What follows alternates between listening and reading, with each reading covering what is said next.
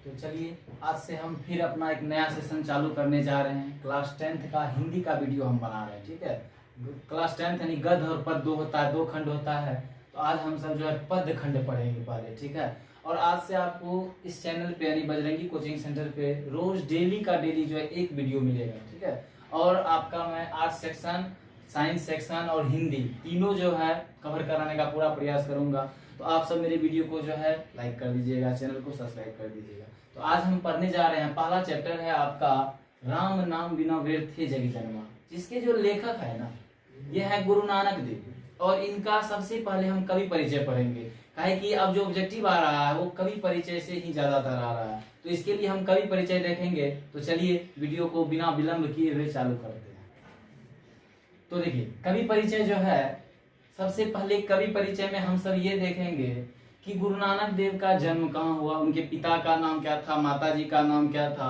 तो सबसे पहले देखिए इनका जन्म जो है ना वो हुआ है, गुरु नानक देव का जन्म जिला जो है वो है लाहौर, ठीक है। इनका जो जन्म हुआ है तो जिला जो है लाहौर है और ग्राम है तालवंडी, ठीक है। गुरु नानक देव का जन्म तालवंडी ग्राम जिला लाहौर में हुआ है। और कितना ईस्वी में हुआ है आपको पूरा याद हो जाएगा, वीडियो देखिए आपको यही वीडियो पे ही याद हो जाएगा, घर में उल्टा के देखने की आवश्यकता नहीं होगी, ठीक है।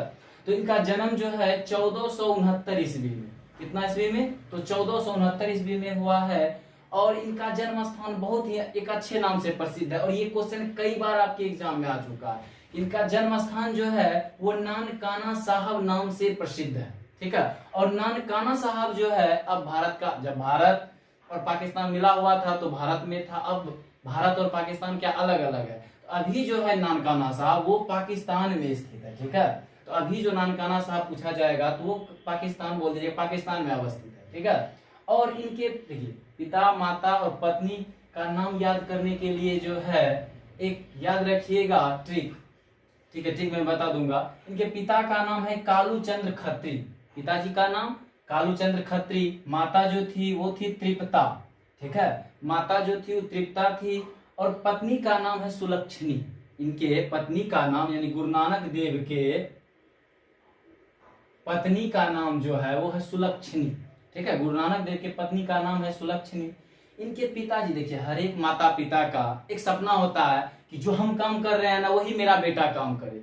इनके पिताजी इनको व्यवसाय में जोड़ना चाहते थे, लेकिन इनका झुकाव जो था ना, एक बहुत सारा व्यक्ति देखे होंगे जीवन में जो कि धार्मिक प्रवृत्ति का होता है, ठीक है, धर्म के प्रति उसका लगाव जो होता है ना बहुत ही ज्यादा होता है। उसी तरह गुरु नानक देव का भी लगाव था, किसमें, तो धर्म में, मतलब कि व्यवसाय में इनका लगाव नहीं था, बल्कि राम की भक्ति की ओर जो था ना इनका बहुत ज्यादा लगाव था, ठीक है। और सिख में कुल जो है ना 10 गुरु हुए हैं, सिख में कुल कितने गुरु हुए हैं, तो 10 गुरु हुए हैं। और पहले गुरु कौन है, तो गुरु नानक देव, ठीक है। इसीलिए अब जो पहले हैं वो अगर कोई चीज चलाएगा तो उसका संस्थापक कहलाएगा। तो सिख धर्म के प्रवर्तक या संस्थापक जो कहलाते हैं ना वो गुरु नानक देव कहलाते हैं, ठीक है। और अगर आपसे पूछ ले कि गुरु नानक देव जो है ना, मतलब सिख धर्म के संस्थापक कौन है, तो गुरु नानक देव। प्रवर्तक कौन है, तो गुरु नानक देव। सिख में कुल कितने गुरु हुए, तो 10 गुरु हुए। पहले गुरु कौन थे, तो गुरु नानक देव। अंतिम गुरु गुरु गोविंद सिंह, ठीक है।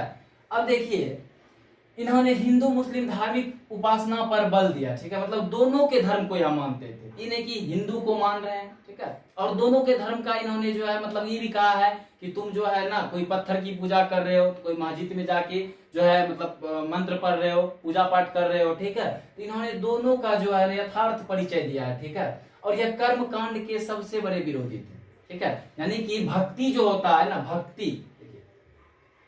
भक्ति जो होता है, भक्ति इसके 2 प्रकार होते हैं, एक होता है सगुण, एक होता है निर्गुण। तो गुरु नानक देव जो थे वो निर्गुण भक्ति धारा के कवि थे। अब आप सबके मन में आता होगा कि सगुण और निर्गुण क्या होता है, सर ये भी बता दीजिए। तो प्यारे बच्चों समझ लो, सगुण मतलब क्या हुआ, जिसमें हम भगवान का प्रत्यक्ष पूजा करते हैं, धूपबत्ती अगरबत्ती दिखाते हैं। और निर्गुण क्या हुआ कि भगवान में निराकार हो गए, यानी कि हम भगवान का जो है ना अंतर मन से, निर्गुण का अर्थ होता है निराकार होना, ब्रह्म की भक्ति करना, ठीक है। और ये राम गुरु नानक देव ने जो भक्ति की है ना, उन्होंने राम नाम की भूरी भूरी प्रशंसा की है। इन्होंने राम नाम पे ही जो है विशेष बल दिया है, ठीक है। और इनका निधन जो है वो 1539 ईस्वी में हुआ है, ठीक है। इनका निधन 1539 ईस्वी में हुआ है। कहाँ, क्या कहते हुए अमर गए थे, तो वाहे गुरु। अब सिख धर्म में आप जानते हैं कि वाहे गुरु जो है बहुत महत्वपूर्ण होता है, ठीक है। जैसे कि हिंदू मंदिर में पूजा करते हैं, ठीक है, उसी तरह ये भी हिंदू मतलब कि सिख समुदाय में जो है वाहे गुरु जो है इनका पूजा भी होता है। इनका जो है क्या बोलते हैं, गुरुद्वारा जो है पाकिस्तान में है, ननकाना साहब, ठीक है। और दर्शन करने भी जाते हैं पंजाबी लोग वहां पर, ठीक है। तो आगे अब देखते हैं कि आगे हमारा क्या है। अब देखिए कि गुरु नानक देव जो है पंजाबी मिश्रित हिंदी ब्रज भाषा के कवि थे, ठीक है। यानी अगर आपसे पूछे किस भाषा के कवि थे, पंजाबी मिश्रित, हिंदी भी बोल सकते हैं, ब्रज भाषा, खड़ी बोली के भी कवि थे। मतलब जिसको जो बोलना है ना मुंह पे बोल दिए, ठीक है। और ये भी क्वेश्चन आता है, इन्होंने यात्रा कहाँ तक की थी, तो मक्का मदीना तक की। इन्होंने कहाँ तक की यात्रा की थी, मक्का मदीना तक की। और इनकी भेंट जो है, इनकी भेंट मुगल सम्राट बाबर से हुआ था, ठीक है। ये सब क्वेश्चन आया हुआ है एग्जाम में, ठीक है। गुरु नानक देव का भेंट किससे हुआ है, तो मुगल सम्राट बाबर से, नोट करते जाइएगा, ठीक है। और इन्होंने यात्रा जो की है वो कहां तक की है, तो मक्का मदीना तक की यात्रा इन्होंने की है। एक और क्वेश्चन जो आ जाता है कभी कभी, ठीक है, यह जो है इनका मतलब कि काव्य जो है किस कवि से मिलता था, तो गुरु नानक देव का जो है ना कबीरदास से, ठीक है। कबीरदास और इनके मतलब वाक्य जो है ना एक दूसरे से मिलते थे, ठीक है। और इनकी जो रचना है बहुत फेमस रचना है, ठीक है। और ये रचना आप ध्यान में रखिएगा, जा पूजी, आशा दीवार, रहीरास और सोहिला। इनकी रचना जो है वो है जा पूजी, आशा दीवार, रहीरास और सोहिला। फिर से सुनो, जा पूजी, आशा दीवार, रहीरास और सोहिला। अब जो इनका जो यानी कि राम नाम में न व्यर्थे जगी जन्मा और जो नर दुख में दुख नहीं माने, इनका जो प्रकाशन किया है ना वो देखिए 1604 ईस्वी में गुरु ग्रंथ साहिब नाम से जो है यह प्रसिद्ध है। और यह जो है 1604 ईस्वी में किसने किया है, तो सिख धर्म के पांचवें गुरु गुरु अर्जुन देव ने जो है इनके मतलब राम नाम में न व्यर्थे जगी जन्मा और जो नर दुख में दुख नहीं माने का प्रकाशन किया, ठीक है। तो 1604 ईस्वी में जो है गुरु ग्रंथ साहिब का प्रकाशन कब और किसने किया, ठीक है। कहेगा गुरु ग्रंथ साहिब का प्रकाशन कब और किसने किया है, तो गुरु अर्जुन देव ने 1604 ईस्वी में, ठीक है। तो अब जो है हम क्या करते हैं, आगे चलते हैं इनके काव्य परिचय पे, ठीक है, मतलब कविता की विशेषता पे, ठीक है। चल देखिए, अब देखिए इनका पहला ही लाइन जो है ना बहुत ही बेहतरीन है बच्चों। अगर तुम यहीं पर देख लोगे, तुमको एक बार भी उल्टा के नहीं देखना है घर में, ठीक है। और सारा लाइन जो भी एग्जाम में आया हुआ है वो हम जो है आपको चिन्हित करवा देंगे कि ये लाइन ध्यान में रखिएगा। और आपको एक बार भी घर में उल्टा के नहीं देखना पड़ेगा, खाली आप वीडियो को अच्छे से देख लीजिए, ठीक है। क्या कर रहे हैं देखिए, राम नाम बिनु व्यर्थे जगी जन्मा। मतलब कहने का तात्पर्य यह है कि राम मतलब राम का नाम, बिनु मतलब होता है बिना लिए, व्यर्थे मतलब बेकार, जगी मतलब होता है संसार, और जन्मा मतलब होता है जिस संसार में आपने जन्म लिया है। तो गुरु नानक देव ने क्या कह रहे हैं, जिस व्यक्ति ने इस पृथ्वी पर जन्म लिया है, ठीक है, और अपने जीवन काल में एक बार भी भगवान राम का नाम नहीं लिया है, उसका जन्म इस संसार में व्यर्थ है, ठीक है। कहीं कहीं आपको मिलेगा एक ही लाइन में उत्तर कि जो है राम के नाम के बिना जो है संसार में जन्म लेना व्यर्थ है। कम से कम 20 से 30 में उत्तर देना होता है, ठीक है। तो आप लिखिएगा कि जिस व्यक्ति ने इस पृथ्वी पर जन्म लिया है और अपने जीवन काल में एक बार भी भगवान राम का नाम नहीं लिया है, वह व्यक्ति जो है ना इस संसार में जन्म लिया, उसका जन्म लेना व्यर्थ है, ठीक है। अगला लाइन देखो बच्चों कितना अच्छा क्या कर रहा है, राम नाम बिनु व्यर्थे जगी जन्मा, ठीक है। मतलब कि उसका जन्म लेना जगत में व्यर्थ है, ठीक है। भिखु खावे भिखु बोले बिनु नावे निफलु मटि ब्राह्मणा। कहने का तात्पर्य क्या है कि जिसने राम का नाम नहीं लिया वह मनुष्य विष ही खाता है और विष के समान कड़वी बातें बोलता है। भिखु खावे भिखु बोले निफलु मटि ब्राह्मणा। और उसके मन का जो भ्रम होता है ना वह कभी मिटता नहीं है, अब देखिए अगला लाइन क्या कह रहा है, पुस्तक पाठ व्याकरण बखाने संध्या कर्म निकाल करे। यानी कि गुरु नानक देव क्या कहते हैं, मैंने ऐसे व्यक्ति को भी देखा जो शाम के समय में जो है ना बड़े बड़े पुस्तक पाठ व्याकरण के व्याख्याता को देखा। यही नहीं, शाम के समय जो हम सब पूजा पाठ करते हैं भगवान का, ठीक है, सगुन भक्ति के द्वारा करा है, ऐसे व्यक्ति को भी देखा, लेकिन जब तक उसने राम का नाम नहीं लिया उसका जन्म जो है ना व्यर्थ। ठीक है,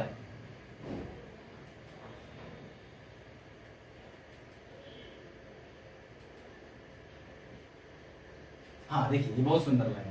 ठीक है, ये क्या कर रहा है, बिनु गुरु शब्द मुक्ति कहाँ प्राणी।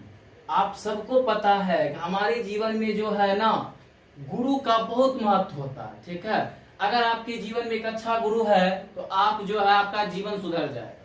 ठीक है, अगर आपके जीवन में कोई गुरु नहीं है ना, ठीक है, तो आपका जीवन बिल्कुल ही बेकार है। ठीक है, क्या कर रहा है सुनिए यहाँ पर, बिनु गुरु शब्द मुक्ति कहाँ प्राणी, राम नाम बिनु अर्जी मरे।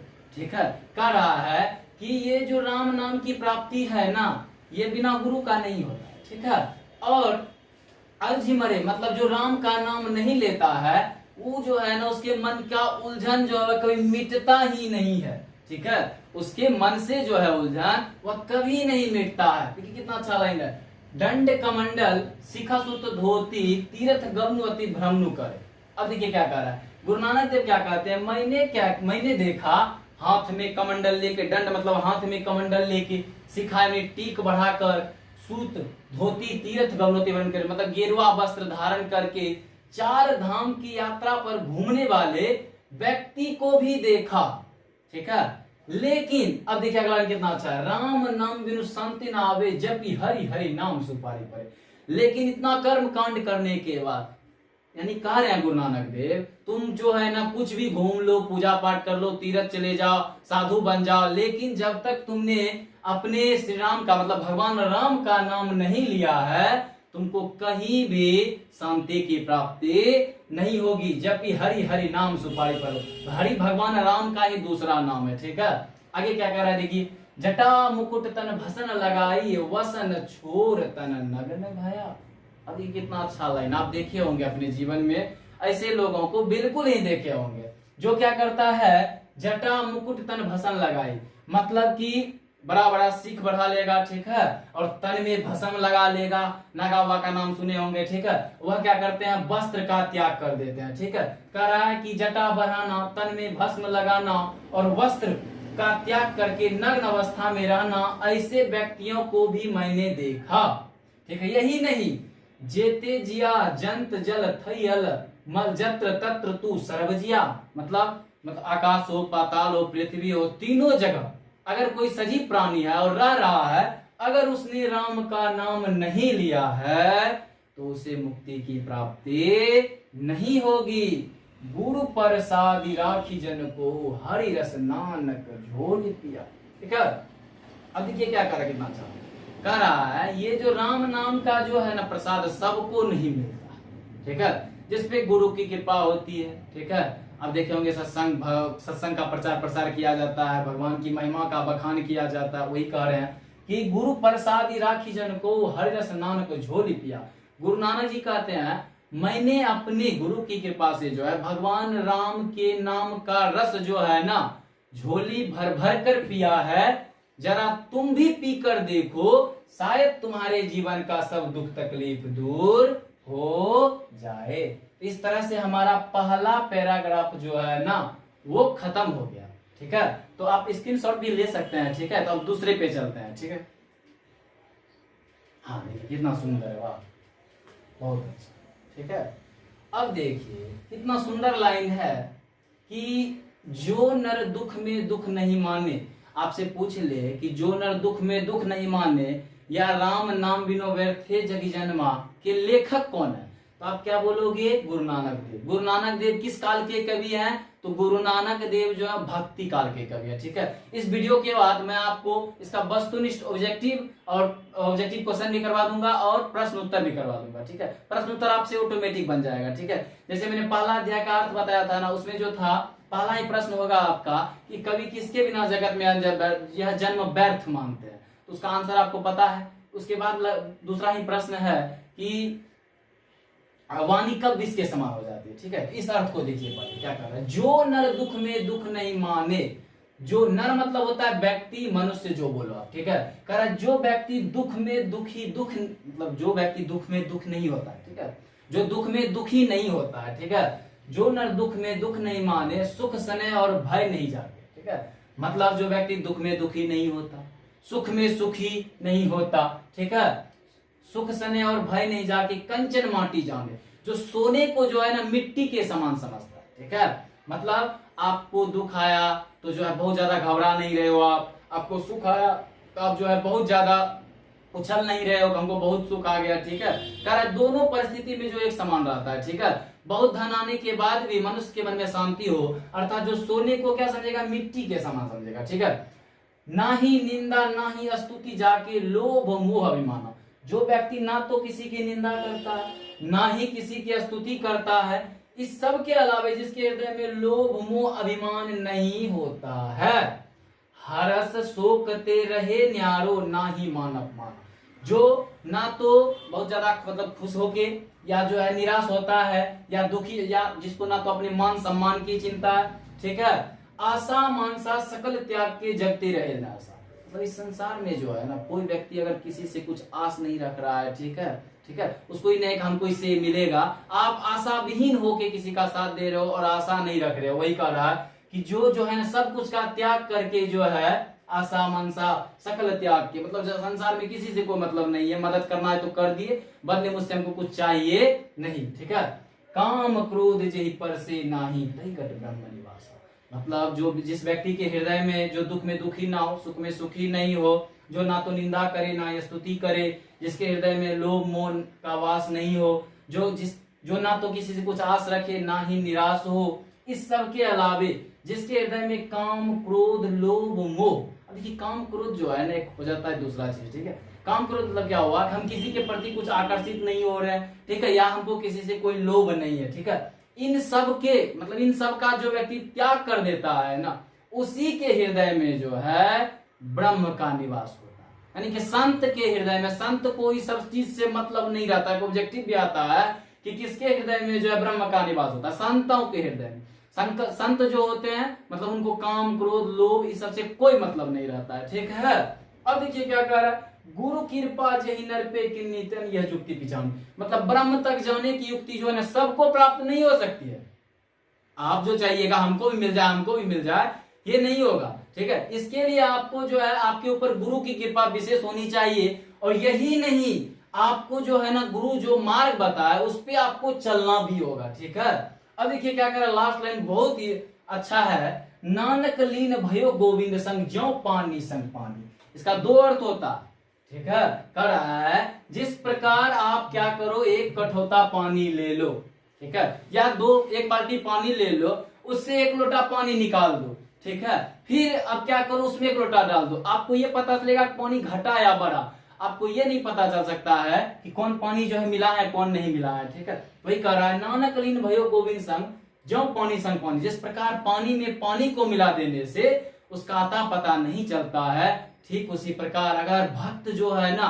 इस सांसारिक मोह माया का त्याग कर दे तो भक्त ना होकर बल्कि भगवान ही हो जाता है। दूसरा अर्थ इसका क्या होता है, जिस प्रकार आप देखिएगा बहुत, ये मान लो समुद्र है, इसमें आके बहुत सारी छोटी छोटी नदियां जो है ना वो मिल गई, अब बताओ क्या समुद्र नदी का रूप ले लेगी, बिल्कुल नहीं लेगी, ठीक है, वही कह रहा है कि बड़ी बड़ी नदियां या छोटी छोटी नदियां जब समुद्र में आके मिल जाती है ना उस समुद्र का ही रूप ले लेती है, ठीक उसी प्रकार जब कोई व्यक्ति सच्चे मन से भगवान का भक्ति करता है भजन करता है तो भक्त ना होकर भगवान ही हो जाता है।